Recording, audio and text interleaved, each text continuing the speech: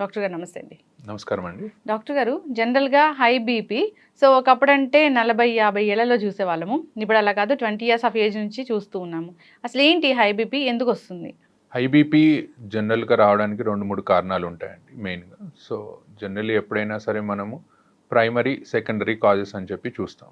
So, జనరల్‌గా essential causes, primary causes ఏంటంటే మనం ఏదైతే మనం మోడిఫై చేసుకోగలుగుతామో లైక్ మన ఒబిసిటీ కానివ్వండి, మన తినే లైఫ్ స్టైల్స్ కానివ్వండి, హై షుగర్స్ ఇలా మనం మోడిఫై చేసుకునే వాటిని మనం మోడిఫైయబుల్ రిస్క్ ఫ్యాక్టర్స్ అంటాం. ఓకే.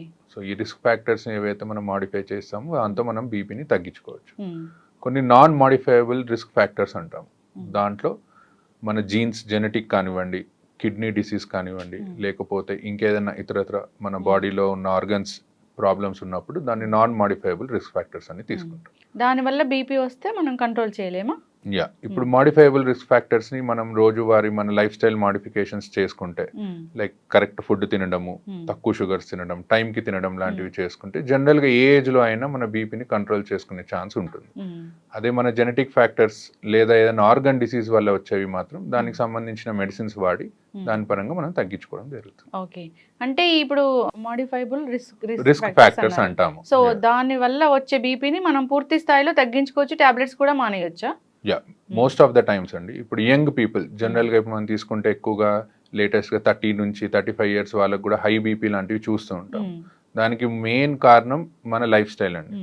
అంటే హై కార్బోహైడ్రేట్స్ లేకపోతే ఫ్యాట్ ఉన్న ఫుడ్ ఎక్కువగా తినడము, అసలు ఎక్సర్సైజ్ అనేది చేయకపోవడము, ఇలాంటి హై సాల్ట్ ఫుడ్ తీసుకోవడం. సో ఇవన్నీ మనం కట్ డౌన్ చేసుకుంటే ఎస్ 100లో 90% of the people definitely tablet లేకుండా ఉండొచ్చు. ఓకే. ఎస్ డాక్టర్ గారు. సో ఈ ఏదైనా కిడ్నీ ఇష్యూస్ వల్ల లేదా ఇతర ఆర్గన్ డ్యామేజ్ అవ్వడం వల్ల లేదా జెనెటికల్గా అన్నారు అది వచ్చింది. సో వాళ్ళు లైఫ్ స్టైల్ చేంజ్ చేసుకున్నారు. సో బీపీ అనేది కంట్రోల్లో ఉంటుందా? పూర్తి స్థాయిలో తగ్గించుకోవడానికి ఛాన్స్ అనేది ఉండదా? ఉంటుందండి, అలానే ఏం లేదు. 50% ఆఫ్ ద పీపుల్లో ఇఫ్ ఒకవేళ మనం ఎర్లీగా డిసీజ్ని కనుక్కున్నట్టయితే యా మనం ఒకవేళ లైఫ్ స్టైల్ మోడిఫికేషన్స్ చేసుకుంటే డెఫినెట్లీ మనము యంగ్ ఏజ్లో డెఫినెట్లీ మనము టాబ్లెట్ లేకుండా ప్రయత్నం చేయొచ్చు. కాకపోతే ఏంటంటే వాళ్ళు ఫ్రీక్వెంట్గా ఫాలో అప్లో ఉండాలి. సో అప్పుడు మనం ఏంటంటే ఏమాత్రం బీపీ పెరిగినట్టు అనిపించినా వాళ్ళని మెడిసిన్ మీద స్టార్ట్ చేసుకుంటాం. ఓకే. ఎస్ డాక్టర్ గారు, అసలు బీపీ లెవెల్స్ అంటే ఏది హై బీపీ ఏది నార్మల్ అంటారు? జనరల్గా మనము అమెరికన్ హార్ట్ అసోసియేషన్ అనే వాళ్ళది గైడ్ లైన్స్ ప్రకారం బీపీ అనేది తీసుకుంటాము. సో అందులో ఎప్పుడైనా 120/80 అంటే మనం అందరం బీపీ చూసి వాల్యూ చెప్తూ ఉంటారు. పైంది సిస్టాలిక్ అని, కింది డయాస్టాలిక్ అని అంటాము. సో 120/80 కంటే ఎక్కువ వెళ్తుంది అంటే పేషెంట్కి బీపీ వచ్చే లక్షణాలు స్టార్ట్ అవుతున్నాయని అర్థం. సో 140/80 కంటే ఎక్కువ వెళ్ళింది అనుకోండి, కంపల్సరీ దాన్ని మనం బీపీ కిందే పరిగణిస్తాం. ఈ మధ్యలో 120 నుంచి 130 మధ్యలో, 130 నుంచి 140 మధ్యలో ఉన్న వాళ్ళని స్టేజ్ 1, స్టేజ్ 2 కింద పరిగణించి వాళ్ళకి మెయిన్గా ఈ లైఫ్ స్టైల్ మోడిఫికేషన్స్ చేసుకోండి, మీకు టాబ్లెట్స్ అవసరం లేదు అని చెప్తాం. 140/80 కంటే ఎక్కువ ఉన్న వాళ్ళకి మాత్రం టాబ్లెట్స్ వాడమని స్టార్ట్ చేయమని చెప్తాం. ఓకే.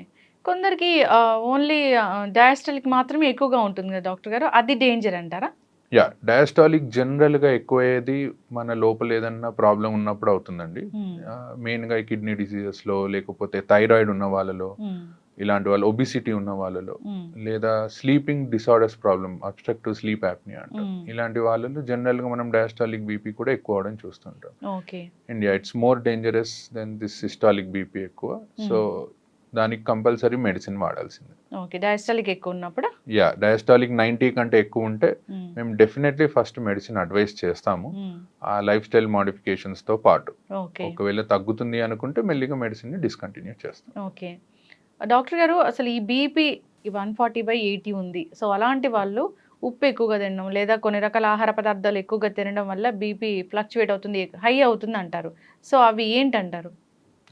మెయిన్గా సాల్ట్ అండి. సాల్ట్ ఇంటేక్ ఎప్పుడైనా సరే తక్కువగా ఉండాలి. ఇప్పుడు కొంతమంది తినాల్సిన దానికంటే మోతాదుకు మించి సాల్ట్ తీసుకుంటారు. సో ఫస్ట్ అది కట్ డౌన్ చేయాలి.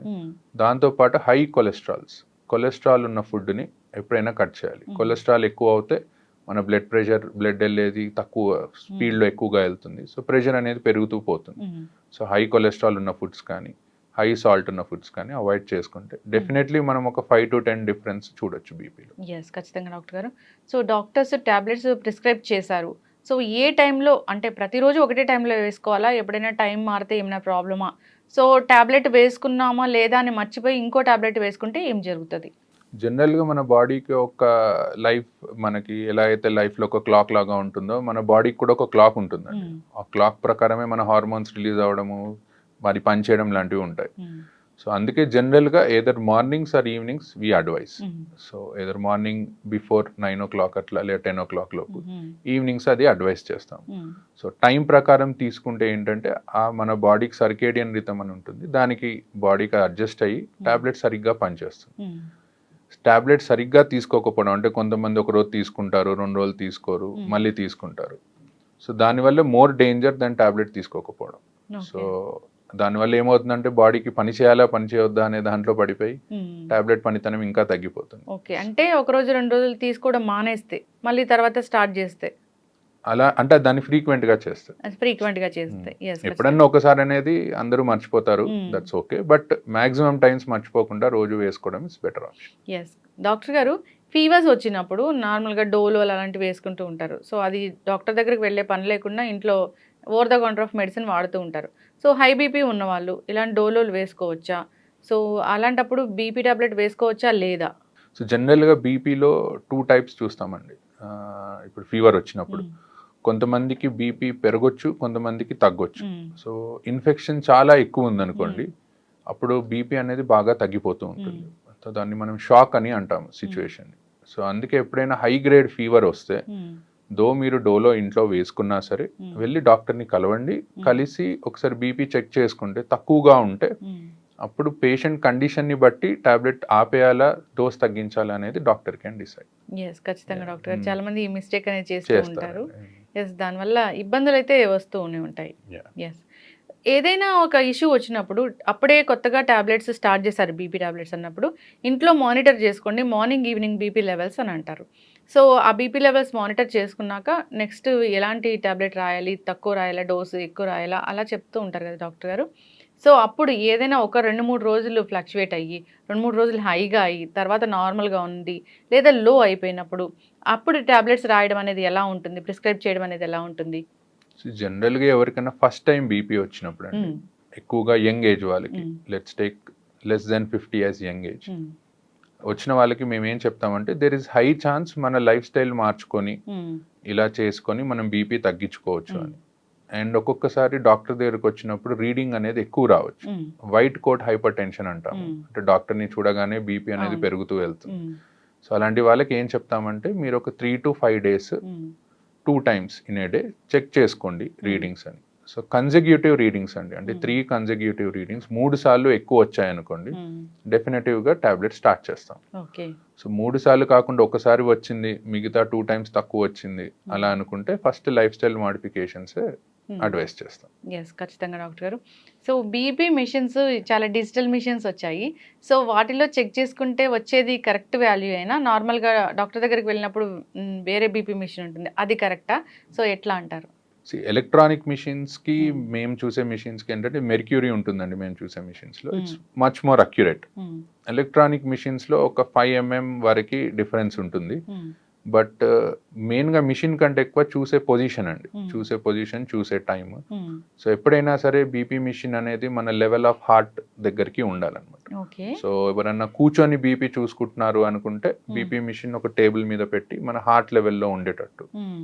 పడుకున్నప్పుడు మన పక్కన హార్ట్ లెవెల్‌లో ఉండేటట్టు చూసుకోవాలి. హ్మ్. సో, అలా చూసుకుంటే 90% ఆఫ్ ద టైమ్స్ రీడింగ్స్ కరెక్టే వస్తాయి. And yeah! మీరన్నట్టు మా దీనికి హ్మ్. అండ్ మనం ఇంట్లో చూసుకునే ఎలక్ట్రానిక్ మిషన్స్‌కి ఒక 5 వరకు డిఫరెన్స్ ఉంటుంది. ఓకే. అండ్ బోత్ హ్యాండ్స్‌లో కూడా మీరు ఆ! ఒకవేళ చూసినా at the same time 5-10 of HG difference అనేది ఉంటుంది. యెస్. ఖచ్చితంగా యాహ్! డాక్టర్ గారు. ఏదైనా కానీ ఈ బీపీ వచ్చినప్పుడు జాగ్రత్తలు తీసుకోవాలని కోరుకుందాం. చాలామంది ఫాలో అప్స్ కూడా వెళ్లరు. సంవత్సరాలు, సంవత్సరాల తరబడి అదే మందులు వాడుతూ ఉంటారు. సో, అలా వాడటం కూడా డేంజరే కదా డాక్టర్ గారు? యాహ్! అండి. Most important thing is follow up అండి. హ్మ్. సో, బికాజ్ ఏంటంటే కొన్ని టాబ్లెట్స్ కొన్ని కండిషన్స్‌లో హ్మ్. డిస్కంటిన్యూ చేస్తాం. హ్మ్. సపోజ్ ఒక 50 ఇయర్ పర్సన్‌కి మనం టాబ్లెట్ స్టార్ట్ చేసామనుకోండి. హ్మ్. బై 60 ఇయర్స్ వచ్చేసరికి ఆయనకి వేరే ఏదన్నా కాంప్లికేషన్ హ్మ్. ఏదైనా ఉండొచ్చు. ఏజ్ పరంగా కిడ్నీ ప్రాబ్లమ్ ఉండొచ్చు, డయాబెటిస్ వచ్చి ఉండొచ్చు, హార్ట్ ఇష్యూ వచ్చి ఉండొచ్చు. అలాంటప్పుడు ఆ టాబ్లెట్ కంటిన్యూ చేయాలా, డిస్కంటిన్యూ చేయాలా అనేది మేము కండిషన్ని బట్టి మారుస్తూ ఉంటాం. ఎస్. సో ఫ్రీక్వెంట్ ఫాలోఅప్స్, ఎక్కువగా కుదరకపోయినా అట్లీస్ట్ ఒక 3 to 4 monthsకి ఒక్కసారైనా డాక్టర్ని వెళ్ళి కలవడం, ఏం టాబ్లెట్స్ వాడుతున్నారో చూడడం, అండ్ ఫ్రీక్వెంట్గా కిడ్నీ చెకప్ అనేది ఒకటి చేయించుకుంటూ ఉంటే బెటర్. బీపీ ఉంటే కిడ్నీ కూడా ఫెయిల్ అవుతుందని చెప్తారు కదా డాక్టర్ గారు? యా, జనరల్గా ఏంటంటే ఏ బీపీ కానివ్వండి, డయాబెటీస్ కానివ్వండి, మన బాడీలో కిడ్నీని, హార్ట్ని, ఐస్ని ఒకవేళ ఎక్కువగా ఉన్నాయి అనుకోండి లెవెల్స్, డ్యామేజ్ చేస్తూ ఉంటాయి. సో ఇవి లాంగ్ టర్మ్గా బాడీలో మనకి ఎర్లీ ఏజ్లో బీపీ వచ్చినట్టయితే లాంగ్ టర్మ్గా కాంప్లికేషన్స్ వచ్చే ఛాన్స్ ఎక్కువగా ఉంటుంది. ఓకే. కానీ మనం ఫ్రీక్వెంట్గా ఒకవేళ చెకప్ చేయించుకొని టాబ్లెట్స్ కరెక్ట్గా వాడితే మాత్రం మోస్ట్ ఆఫ్ ద టైమ్స్ ఎవరికి కిడ్నీ డిసీజెస్ అనేవి రావు. బీపీ పేషెంట్స్ని తీసుకెళ్ళినప్పుడు డాక్టర్స్ అడుగుతూ ఉంటారు, బ్లర్ విజన్ ఏమైనా ఉందా మీకు అని. అవును. అది ఎందుకు డాక్టర్ గారు? బేసికల్గా హైపర్టెన్సివ్ రెటినోపతి అని అంటామండి. అంటే హై బీపీ ఉండడం వల్ల ఐస్ డ్యామేజ్ అవుతూ ఉంటాయి, ఆ రెటీనా అనేది డ్యామేజ్ అవుతూ ఉంటుంది. అండ్ సో దానికోసం ఏంటంటే ఎవరైనా కొత్తగా బీపీ డయాగ్నోస్ అయిన వాళ్ళు, హై బీపీతో డయాగ్నోస్ అయిన వాళ్ళకి ఫస్ట్ వెళ్ళి ఒకసారి ఐ చెకప్ చేయించుకోమని చెప్తాం. ఎందుకంటే మనకి ఎన్ని రోజుల నుంచి హై బీపీ ఉందనేది తెలియదు, ఎంత డ్యామేజ్ అయిందనేది తెలియదు. సో ఒకసారి చెక్ చేయించుకొని దాని తర్వాత దెన్ వి గో అహెడ్. ఖచ్చితంగా డాక్టర్ గారు జాగ్రత్తలు అయితే తీసుకోవాలని కోరుకుందాం, ఫాలోఅప్కి వెళ్ళాలని కోరుకుందాం డాక్టర్ గారు. సో బీపీ అంటే అదేదో చిన్న విషయం కాదు. సో అది కంట్రోల్లో లేకపోతే ఆర్గన్స్ అనేవి డ్యామేజ్ అవుతాయి కాబట్టి జాగ్రత్తలు తీసుకోవాలని కోరుకుందాం. చాలా చక్కటి ఇన్ఫర్మేషన్ అండి, ధన్యవాదాలు. Thank you.